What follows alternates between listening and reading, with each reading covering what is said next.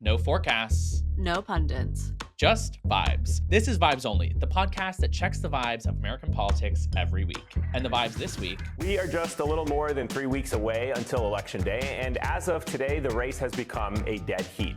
A new national poll shows the candidates in a dead heat. This race was close. It is given even closer now. We'll talk about the vibes, the freakouts, and the campaign strategies in the last 3 weeks before Election Day. Then we'll get to Trump's fascist threats in an It's Giving, pull up our group chat, and leave you with a good vibe. Let's get into it. Hi, Glennis. Hi, Brian. How are you? We are at the point in the cycle where I'm either dancing and getting out the vote and making calls and knocking on doors, or I'm horizontal on the floor. I know. Like, somebody send help. I needed about 5 more hours. That's why I texted you and our producer saying, I need 5 minutes because I am ooh, I'm tired. I'm with you, but the end is in sight. We are less than 3 weeks out. This is the crunch time of crunch time. How would you characterize your overall vibe of the election as a whole in this moment? Well, I was in Pittsburgh this weekend, which is obviously a very important city and a very important state. And I would say my vibe is still, ooh, we got a lot of work to do in these next 3 weeks. We talked to a lot of voters. For every Harris voter, there was a Trump voter. Yeah. So that's how I feel. That's how we should feel. There is a lot of work to do. The race is basically frozen at a tie. We're not going to get any new reliable data between now and Election Day that shows some gargantuan shift in Harris's favor. So everyone needs to just strap in because this is where it's at. And we just have to move. I hate using sports metaphors. I don't use them. We have to move the ball an inch forward at a time to make it across the finish line with more than 270 electoral votes, period. I would make a football analogy if I knew how long a football field was, but we are at, actually, no, we were at the 40-yard. I was like, ooh, girl, if there's one thing you know about football, Yeah, it's the size of the field. It's the 40-yard, whatever, and we just got to keep getting that football one yard forward. Absolutely. Even though I'm so exhausted and I'm on the road for the next 3 weeks, I am going to do everything I can in my power to get Kamala Harris elected because I don't want to wake up on November 6th, 7th, 8th, 9th, whenever it's called, thinking I could have done more. Again, this is my profession, but even if you're not a Democratic strategist or a digital strategist, you can be doing that as well. You can be texting friends and family. You can be signing up to phone bank. You can be knocking doors. You can be writing letters. You can be using your digital media platform, whatever that may be, to get out the vote, because it is get out the vote season. And it's also the part of election season where vibes become their own storyline. There's only so much polling data available to run headlines on. And so the media definitely has zeroed in on vibes. And an important narrative there. Yeah, what's going on? It's a little bit tired, in my opinion, to describe this narrative of Democrats panicking. It's almost like victim blaming in a way. Sorry that I don't want democracy to end. But there definitely is this anxiety going on in Democratic circles that it is as close as it is, that it's not more decisive in Harris's favor or in Harris's favor right now, depending on what polls you're looking at all. Again, if you're buying into the polls, there's been some erosion, particularly in the national popular vote between September and October. And so it's creating this narrative around Dems panicking. Right. I'm seeing some headlines here. New York Times, state of the race. A close race gets closer. Okay. Who wrote that one? NBC, dead heat. Trump pulls even with Harris in NBC News poll. I'll say, I'd rather this than what we had in 2016. Yeah. Where we were all yippity doo dah, yippity day. It's hers. It's in the bag. Yeah, right. David Plouffe, who's an advisor to Kamala Harris and former Obama person, went on Pod Save basically telling people polls are bullshit. I really can't speak to the public polls, and most of them are horseshit. Some of them may be close, but generally I'd say any poll that shows Kamala Harris up 4 to 5 points in one of these 7 states, ignore it. Any point that shows Donald Trump up like that, ignore it. This thing's very close. It's a margin of error race. But again, I'd rather be us than him because I think we have the ability to get to 49 and a half or 50 I'm much more confident about that than Donald Trump, but it's going to be close all the way in. Which at this point in the cycle makes sense. I have said throughout this entire year, polls are a tool for campaigns, not something that should guide media narrative or your vibes for the day. You shouldn't be basing your entire energy from now through November 5th on a poll that you didn't read the crosstabs of, you know? Right. And also, we've been saying this, vibes aren't votes. So no matter what the vibe is, good, bad, in between, Right. nothing is more powerful than voting. This is the first presidential election since Roe versus Wade was overturned, which is like obvious and simultaneously Kind of not obvious because it feels like it's been this narrative for a decade now, but it forever. really, yeah. Exactly. I was thinking about this. It really does feel like we've been having these same conversations forever. We haven't. Dobbs was 2022. We had the midterms. Dems overperformed. We've overperformed in every special election since then. And it's because we've been on top of our shit and we've reached out to voters where it mattered most. This is how it feels to be 3 weeks out, by the way. It's so exhausting. Woof. Yeah. We reach voters where they're at, we get to work. And that's exactly what Harris is doing this week. If the last 2 weeks were, as Tim Walz would say, preaching to the choir to get the choir to sing, now Harris is going on offense. Yeah, let's get into that. She's going on Fox News. It sounds like she's going on the Joe Rogan podcast, unconfirmed. Which is also crazy that Joe Rogan's like, yeah, come. But I guess he wants the views, yeah. Yeah, that's going to be a whole new audience for him. I would listen to that episode, and I literally never listened to Joe Rogan. It feels like a slam dunk for him. And for her, that's exactly what she needs to be doing. We are hearing a lot about the strategy of the two campaigns.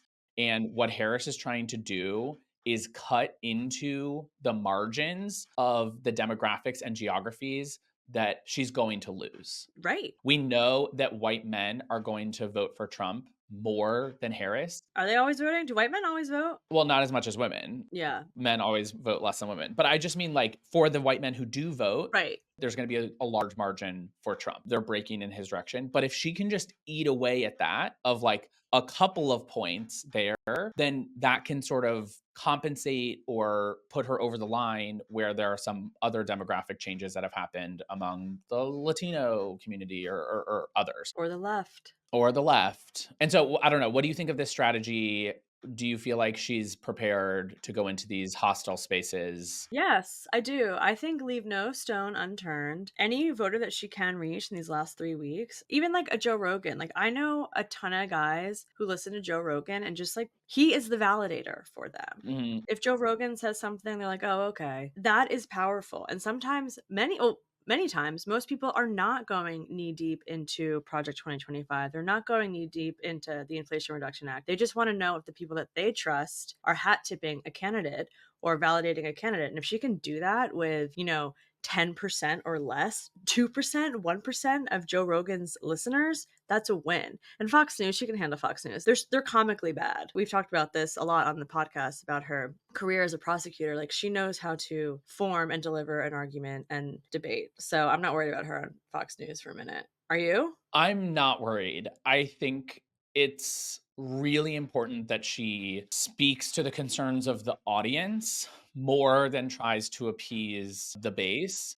And we unfortunately, as a, let's just say like movement left of center, not just Democrats, but like everyone who identifies on the left side of the political spectrum, have a tendency to demand purity, essentially, in how people deliver messages about the policies that we want, where it's not enough to sort of have the right goals in mind. You also need to say it the way that we want you to say it. I think that that's actually counterproductive. And so when she goes on Fox News and they press her on the border and on immigration and on inflation and crime, are we going to give her the space to make an argument that could appeal more to the audience that's going to see her on that platform? Because it won't sound the same, and it shouldn't sound the same. I'm not saying she should change her viewpoint or her stance on the issues. Maybe it's more about making the economic case for immigration and the national security case for border security and some of these other pieces that are going to resonate with voters, where other parts of the coalition behind her might not be on board with how she's speaking about those particular issues. But if we want to build a coalition that can win, I think that it's important to be expansive in how we talk about our position on those issues. Totally agree. And that coalition has to understand that we need to do everything we can to get as many voters into our coalition so that we win. So I think that what you just said isn't directed necessarily the people who are motivated to win, understanding that she will have to speak about topics in a way that maybe we're not familiar with or used to for a Democratic candidate. But I have some pockets of the internet that should hear that, Brian. Yeah, same. Send this to your friend. You know who's also on the road? Tell me. Kamala Harris, Tim Walz, Barack Obama. It's actually been funny. My little swing state tour, there's always been someone. So like when I landed in Pittsburgh, I was stuck in gridlock traffic. You know why? Obama had just landed. It has been an interesting development that the number of surrogates for Harris has expanded, as has the settings in which those surrogates and audiences that those surrogates can put themselves in front of. One, as you mentioned, was Obama. He just had a speech that I think went pretty viral, at least in part, from his Pennsylvania stop. You're thinking about sitting out or even supporting somebody who has a history of denigrating you because you think that's a sign of strength, because that's what being a man is, putting women down. That's not acceptable. You can tell that he is being very measured with his words. Very. I would be too. I think he's upset, and I think he sees the risk of his entire legacy being washed away by the erosion of democracy under Trump, and is turning on the burners, right? Like he's not fucking around. There has been a lot of conversation around Black men supporting Harris or not. And I think the very first thing I want to say as we talk about this is that we should always start these conversations, whether we're talking about like the Latino vote, Black men, Black women, especially when we're talking about people of color, also the LGBT community, that if we're talking about erosion, we're still talking about the vast majority of these groups supporting Kamala Harris, but we're talking about like a couple of points change, or like a 10-point change from 80% to 70% or something like that. We're not talking about Trump winning over these groups, but just eroding the historically large margins that can create a problem in specific states where you are reliant on a really wide lead in those communities. And I would say that's also coupled with like, you know, Republicans trying to disenfranchise Black voters. You look at what's happening in Georgia, and it was like, I think 189,000 voters in the last like 2 years have been purged from the voter rolls. Crazy redistricting happening. So it's just like a perfect storm. And I thought you were going to say, which I'll say, is that we're two white people. So to speak to the Black experience or why a vote might change either way is something that, while I can't speak to the experience, what I can speak to is like what these candidates are doing or not doing for that community. I'm seeing here in the notes that Kamala Harris, I did not know this, is doing like several campaign events that and introducing policy proposals that are specifically designed to appeal to Black men. It's called the Opportunity Agenda for Black Men. And some of the points here are providing 1 million small business loans that are forgivable up to $20,000, training and mentorship programs that would help give Black men a leg up in jumping into high demand industries, launching an initiative focused on health issues that disproportionately impact Black men, and more. So that's the first time I've seen a candidate outline policy proposals specifically for Black men. I could be wrong. I just haven't seen them. Now the challenge is getting that information to as many people as possible in the next 3 weeks. Yeah, I was excited to see this platform roll out, and I think that's exactly what Kamala should be doing at this point. I also want to highlight that she's doing a town hall with Charlamagne the God. He's a co-host of a really popular program called The Breakfast Club, and he has made a lot of news over the past year with his comments on Trump and Biden and Harris and others. He is a really major thought leader in the space. He had an interesting quote come out that I wanted to respond to directly this past weekend. He said, "We don't have any data to show that Black black men won't vote for women, but we do have data that shows they will, because 82% of black men voted for Hillary Clinton in 2016. He also noted that more white women voted for Trump than for Democrats in 2016 and 2020. Quote, nobody's ever scolded white women. Nobody's ever gone out there and said, white women, why are you voting against your interests? Essentially saying, why are we trying to like pick on black men who overwhelmingly vote for Democrats when white women, a majority of white women supported Trump in 16 and 20? Totally. Where are we pointing fingers and talking about like who's to blame? Totally valid. I will say Alana Glazer, my co-founder, and I, we have done like skits of white women. We are the problem. Get it together. Like white women are the problem. And it's a very, very, very valid point that should be highlighted, that we're having this conversation on the pod. Maybe next week we'll have Alana on and we can talk about the issue with white women. Like, get a grip. I see it in my comments on social media all the time. All of these white women who have lost the plot and want to vote against their reproductive rights. It's unhinged. Yeah. I mean, they're interests in many ways. I agree with his math. Like the math is correct, right? A majority of white women did support Trump in both. Yeah. I disagree that no one's out here saying white women, what's the tea? Like I do think that's happening. Yeah. The pro-Harris call that was designated or targeted at white women was literally called "White Women Answer the Call." And it was a heavy topic of the call itself, was sort of white women's Role. voting behavior and role in Trump's election in the past.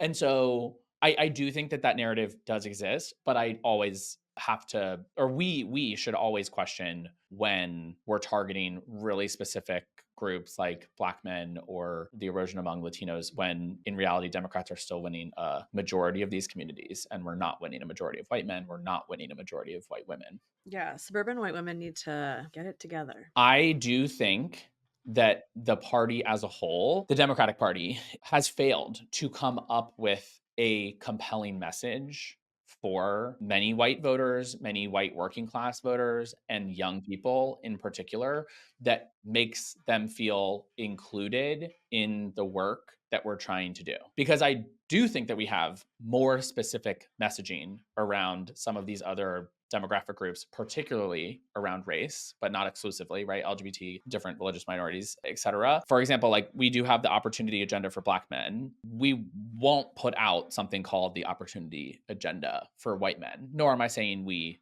should. But what we have to do is come up with a way to speak to those voters to make inroads. And I think that what we have seen with Tim Walz and a lot of the sort of fanfare around Tim Walz is that he is a messenger that can reach young men, white men especially, in a way that Democrats haven't in a long time. And he can speak their language. He's this football coach character. He spent this past weekend hunting pheasants. I saw. He just like vibes in a different way and speaks in a different way that could resonate with that community. And so over the next couple of years, this is not a 3-week project, but this is like a 5-year, 10-year project, is we have to figure out who are the messengers that can sort of pull some of that group that's currently moving away from us back into the fold and make them feel included and show them that what happens to women's reproductive rights or to LGBT equality or in racial equity or criminal justice or like all these other pieces actually also impacts them. And like in a specific way, not in a way of like, you should just care about your neighbor, but you should care about yourself and why we're better for you as well.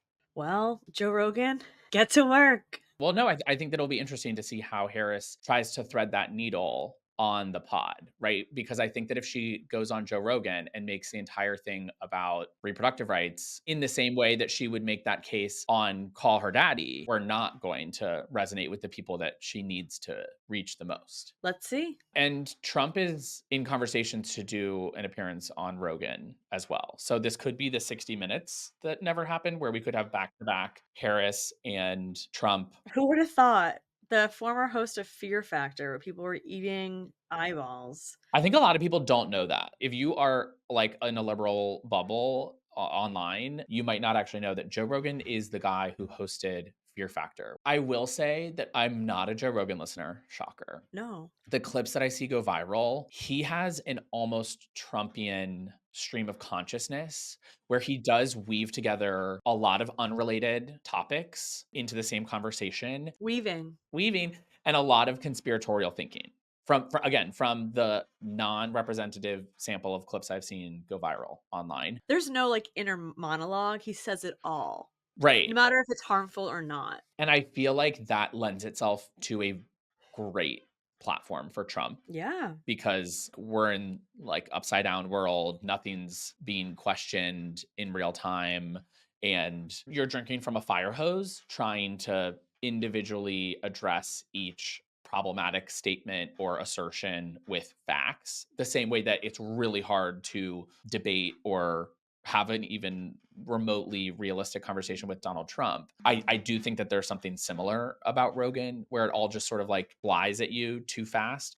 And so that will be one of my concerns, or something that I'll be watching for in a Harris versus Trump appearance on Rogan is, do Trump and him just conspiracy dump over all of us about all the things that we know not to be true around inflation, crime, immigration, white supremacy, and like related conspiracy theories and COVID vaccines? And like, is it literally just going to become like crazy nonsense? And will Harris's appearance be bogged down in her trying to be the adult in the room? Because it's really hard to do that when the other person's not really that interested in Talking about facts. talking about facts. I guess only time will tell, and then it's incumbent on the campaign and others to immediately fact check a Trump Rogan interview and just use it as an opportunity to just delegitimize as much as we can. But once the damage is done, it's done. Yeah, that's the crazy thing is, in this decentralized media ecosystem that we inhabit, you don't really have the opportunity to reach most of the people who will hear it. Joe Rogan's podcast is the most popular podcast in the country. And no matter how much money the Harris campaign puts behind ads, we actually won't substantively reach a majority of the people who listen to it. And so it creates this really wild power structure for these podcast hosts that historically only massive institutions like the New York Times or CNN or something have had, with entire newsrooms and accountability structures and all these things where it's just like, oh, I'm just a guy. I'm a guy who has a production staff, right? But ultimate creative control and accountable to no one with as much influence as an entire media network. I have the number right here. How many people do you think listen to Joe Rogan weekly? I have heard it before, so I'm not completely guessing blind, but I'm trying to remember. I think that it's in like the 12 to 14 million range. 14.5. Wow. Okay, nailed that. That's a lot of people. It's a lot of people. Ooh, 14.5 million. That is a lot of people. So let's see what happens.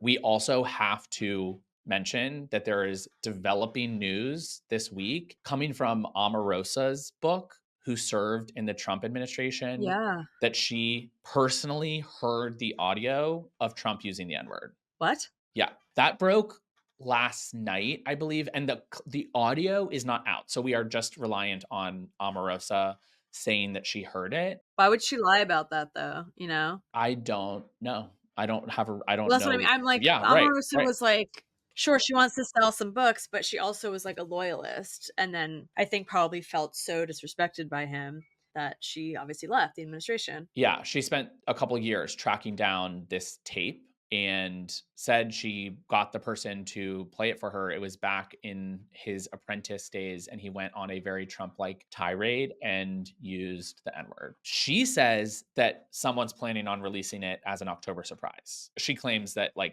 the audio itself might come out in the next couple of weeks, but it is worth noting, as we are talking about Trump improving his position among Black voters marginally, that this could play a role in how he is seen by not all, but some Black voters between now and Election Day. Some. I mean, some people are going to celebrate that because, I mean, we've known Trump has been a racist. He used to not allow Black people to live in his apartment buildings. Like, it's not like a new development, but, you know, to hear him say that, maybe for some people it will shock them enough that they will not vote for him. I don't know if you saw some of the images coming out of there was, you know how Trump has these boat rallies, which are like so quite frankly pathetic, where people drive around their lakes with their Make America Great. I don't know the exact location, so I need to look this up. But Jupiter, Florida.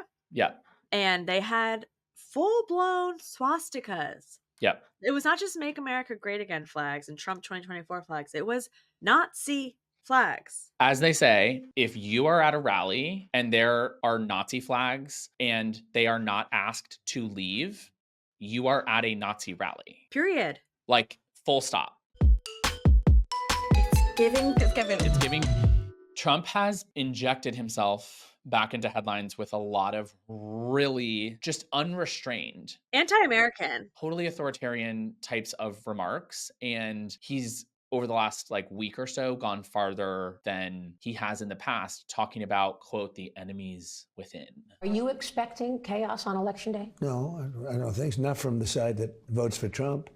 But I'm just wondering if these outside agitators will start up on Election Day. Let's say you win. I mean, let's remember, you've got 50,000 Chinese nationals in this country in the last couple of years. Yeah. You've got people on the terrorist watch list, 350 in the last couple of years. You've got, like you said, 13,000 murderers and 15,000 rapists. Right. I think the bigger problem is the enemy from within, not even the people that have come in and destroying our country. By the way, totally destroying our country. The towns, the villages, they're being inundated.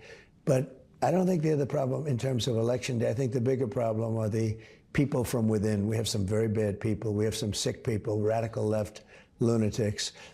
And I think they're and it should be very easily handled by, if necessary, by National Guard, or if really necessary, by the military. Well, he said it, folks. It's giving Putin. Yeah. Threatening your political enemies on Election Day with the military is not an allusion to authoritarianism or sort of like a stepping stone towards it. That's it. Like that's how you rig an election. That's how you suppress the popular vote of the people. And thank God he's not in charge of the military right now. And it's how you embolden people like that man in North Carolina who called up the militia to go attack FEMA. Right. People listen to this and they hear it, and it's worth noting that that interviewer just blatantly lying about 130,000, 13,000 murderers and rapists in the country. Like, what are you talking about, Fox News? Get a grip. They're pulling that number from a report that includes people in prison, for the record. Oh, incarcerated individuals who were like tried in a court of law over the past 40 years. Oh, 40 years? It's wild. Like, the distortion of those numbers is crazy. Yeah, it's giving the calls coming from inside the house because he is the enemy of the state. It is also worth noting that while the military is not going to show up at polling places on Election Day, while the left or enemies within, whatever he's alluding to, it is not going to cause violence on Election Day. None of that is going to happen. There have been documented cases of far-right groups and militias like the anti-FEMA action attackers that you're talking about showing up in Arizona, where they had to go to court. I heard about this. They were showing up outside of Dropbox locations with guns and just sitting there to try to intimidate people from dropping off ballots. Imagine that. Those are the people that Trump is directly appealing to with this type of rhetoric. And God forbid, if there is any type of violence between Election Day and Inauguration Day, we will be playing this clip again. Right. And others like it because he repeats it again and again and again, especially at his rallies where, as we've noted, you have people who are part of these militias and openly carrying Nazi flags around. He knows what he's doing when he says it. Yeah. Bob Woodward, good old Bob. Bobby. He came out with a new book. For those who don't know, he's like the Watergate reporter. Him and who's the other guy? It's like Simon and Garfunkel, but for the Washington Post. Carl Bernstein. Carl. Sorry, Carl. Anyway, Bob Woodward, he interviewed Army General Mark Milley. Remember that guy? General Milley said that President Trump is a fascist to the core and that he is the most dangerous person in the country. Yikes. Mark Milley has nothing to gain by saying that about Trump. And as a U.S. Army general, I do believe that he understands the threat. Absolutely.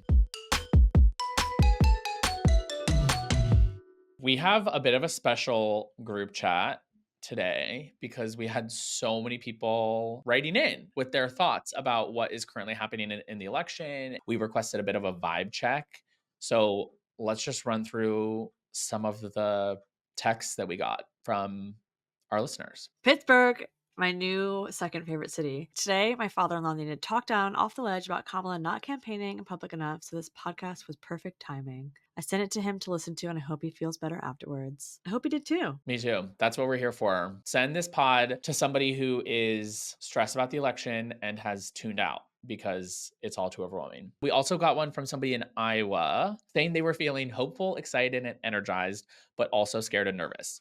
Girl, I'm with you. They're knocking on doors, joining Zoom meetings, canvassing for local Dems. We'd love to see that. We've made progress in Iowa, and I'm seeing so many more Harris Wall signs in my conservative town, hoping to flip some seats in the House. Amazing. There are some really important congressional seats in Iowa, Lennon Bockham and Christina Bohannon, especially. Also, some important Iowa state legislative races. Last cycle, we beat Jake Chapman, who was the president of the Iowa Senate and one of the biggest homophobes in America. And we said, see ya. See ya. Homophobes, you don't have a place here. Here's one. Someone sent a voice memo. People do this. Oh my God, let's discuss. Hi, Brian and Glennis. Aiden here, and I just finished listening to your episode about non-traditional media, and I just wanted to say I was in North Carolina last week for work, and I decided instead of canvassing, which I've done in Pennsylvania, to hop on Grindr and get people engaged and registered to vote there instead. And I found that it was actually super effective. I had more success doing that than I did with in-person canvassing. So I thought that maybe if you have LGBTQ listeners in swing states, that this could be a great way for people to get engaged and meet people where they're at. Love the podcast. Always a great time listening to it. Keep up the great work. I love a voice memo. Thank you, Aiden. I love a voice memo. Wow, girls, you heard it here first. Get on Grindr right now and get out the vote. I do have a friend named Michael who organizes a group of gays in New York to do this every election. I love it. He calls it Grindr Out the Vote and comes up with like a script for people. It's pretty epic. Like it's kind of funny if you don't know. I can't imagine our listeners don't, but it's a gay hookup app. Location specific. Exactly. So you can like target exactly where people are. It's more so about reaching people where they are, that a lot of us have tuned out the text messages, that maybe people don't want to talk to somebody at the door, they don't answer the phone. It's hard to reach voters sometimes, especially the voters that we need to talk to the most. And so coming up with creative ways to do it, I'm all for. Grindr, we need to be like on Snapchat, where the young people are. Yeah, there's a group that organizes on Tinder. Video games. Yeah. Young people are communicating on like Twitch. We're on Twitch. We're all over. Snapchat, Twitch. You have to be. I even like asked my barista. I'm like, do you have a voting plan? Are you ready to rumble? Okay, let's do this for our question of the week. What is the most creative channel you have used or heard of someone using to talk to a voter and get somebody to register to vote or get someone to turn out on election day? I want to hear some creative ideas. What's your answer? I'll tell you next week.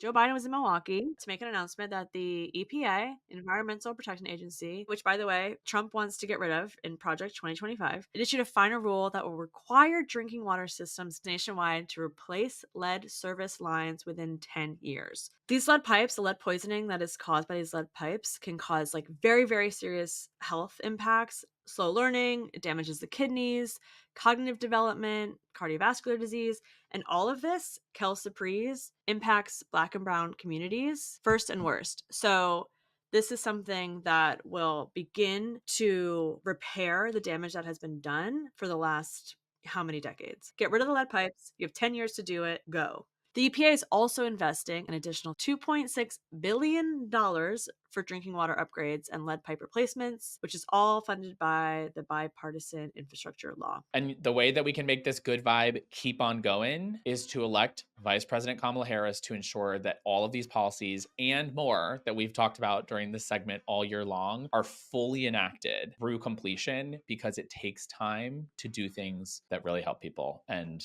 we have to give them that time by electing Kamala.